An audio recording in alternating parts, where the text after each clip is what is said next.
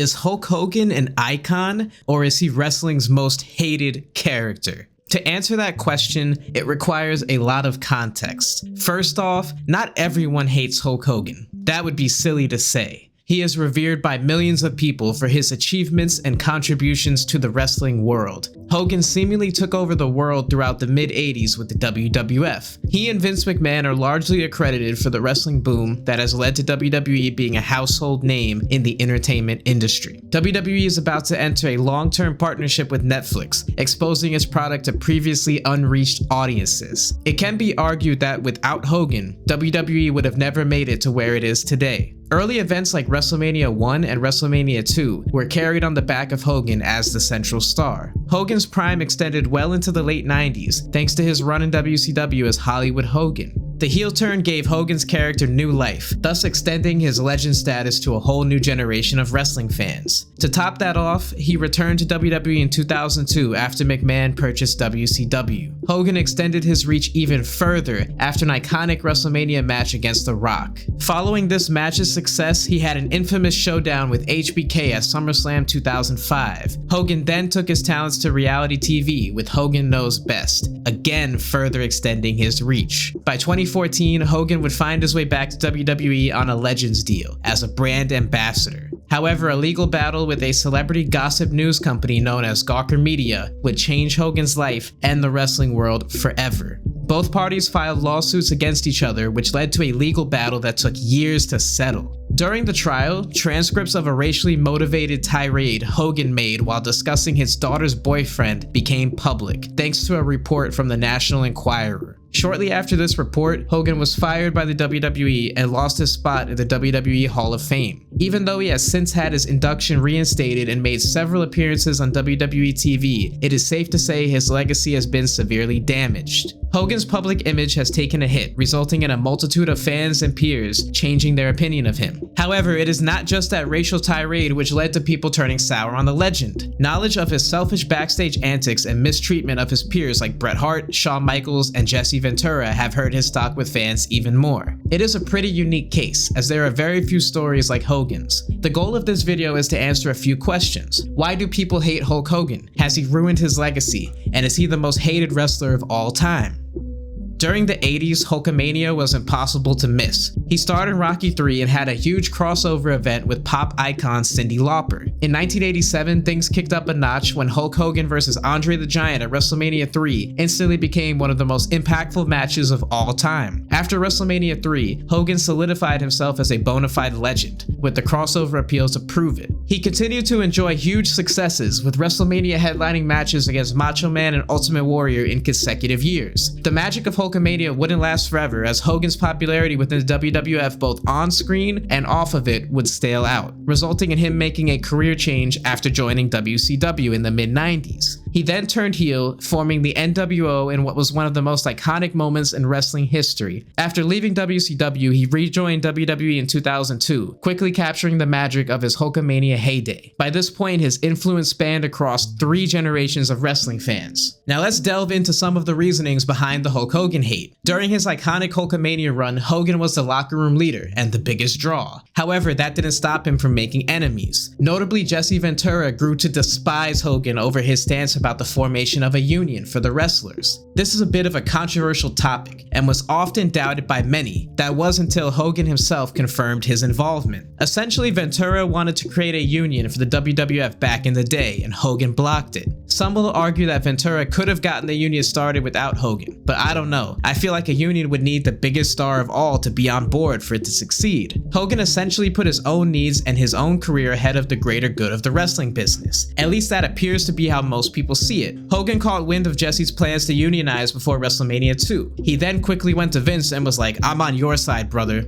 Jesse has held a vendetta with Hogan for him snitching to Vince till this day. He revealed during a recent interview with Chris Van Vliet that he has no intention of speaking to Hogan ever again unless he receives an apology. Jesse had this to say, quote, "When you have a guy who's as narcissistic as Donald Trump, it ain't gonna happen until I hear an apology from him." During an interview, also with Chris Van Vliet, Hogan put it plainly when giving his reason for snitching. He felt a union would mean that everyone on the roster would get the same or similar pay, and he of course did not want to mess with his massive contract at the time. I don't know the ins and outs of Jesse's specific plans for unionizing. I just know based off the unions that the MLB, NFL, and NBA have in place that they seem to be pretty good. A union could have benefited the wrestling business because it would have forced WWE to treat performers as employees, not contractors. This could have led to better healthcare and better pay for everyone involved, including Hogan. A better working environment for the wrestlers could have saved many lives. We'll never know for sure though. What's your take on unionizing wrestling? While many wrestlers like Ventura held a grudge, legendary manager Bobby Heenan got along quite well with Hogan. He offered his take on the Hogan-Ventura situation. Heenan simply said that Jesse was jealous of Hogan since they had similar gimmicks, but Jesse didn't get over to the extent Hogan did. Heenan is one legend who has nothing but great things to say about him.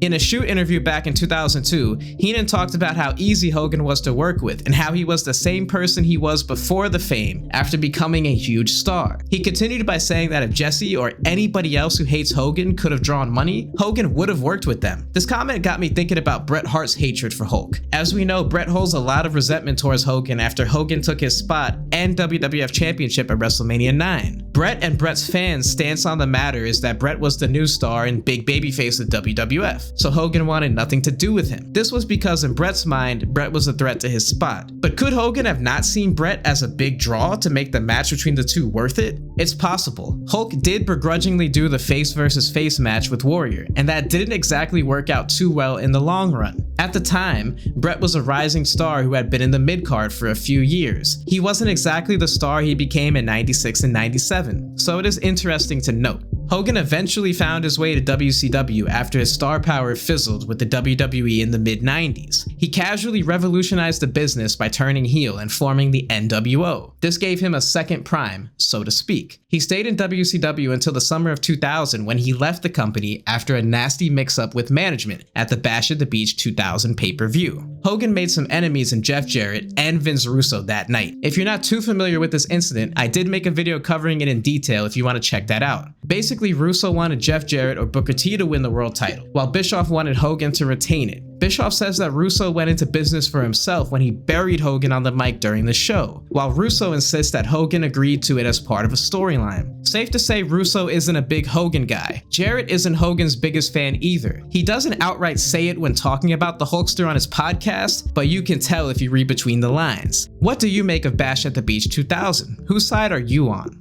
Hogan had pretty infamous run-ins with Randy Orton and Shawn Michaels in the mid-2000s. Allegedly, he was supposed to work a 3-match program with Shawn, which began at SummerSlam 05 and concluding at WrestleMania 22. This of course never happened because he backed out of the deal after politicking to win their one and only match at SummerSlam. We all know what the result was. Shawn was pissed at Hogan thanks to him playing politics with Vince, so he went out and oversold for him. Shawn didn't like Hogan and thought Hogan was small-timing him, perhaps because he knew Shawn would outshine him in the ring. It's all speculation at this point though. As far as Orton goes, allegedly Hogan refused to put him over at SummerSlam 06. Also, Orton was being punished for poor behavior behind the scenes at the time, so who knows what really happened there. Before I get to the juicy stuff, let me address another less than flattering trait of Hulk Hogan. He is a liar. He lies a lot about the craziest stuff. This topic deserves its own video, so I'll keep it brief. Man, Hulk Hogan has been called out for lying by a lot of his peers and fans, whether it was his appearance on Joe Rogan or Logan Paul's podcast. There's a list somewhere out there of Hogan's lies, and it's pretty long. Some of his outlandish claims have been called into question by fans and peers alike. These lies seem to turn people off, but me personally, I find most of them funny. I just look at it like, oh, it's an old guy celebrity talking crazy. What do you expect, you know? He said he took a picture with Michael Jackson and a Make-A-Wish kid or something like that. Like, come on, man, that's pretty funny. Like, why is he lying about that? He said he wrestled 400 times a year because he counted extra days because he flew backwards in time when traveling from Japan to the United States. His lies aren't that serious in my opinion, at least most of them. But I can see why this tendency to bend the truth turns people off. Alright, let's turn it up a notch. So it was in the summer of July 2015 when the aforementioned story is published by the Enquirer. And this, ladies and gentlemen, is where things would take an ugly turn for Hulk Hogan. At first, when the news of Hogan's sex tape became news, and I want to say 07, 08, somewhere around there, the thinking was kind of like, okay, why is Hulk Hogan having sex news? Gawker Media was a sleazy company that capitalized on celebrities' personal lives for their own gain. So this came as no surprise when they published Hogan's tape. The details of the tape were a little weird. Apparently Hogan's best friend at the time, Bubba the Love Sponge, wanted to watch Terry Bollea have intercourse with his wife while he recorded it.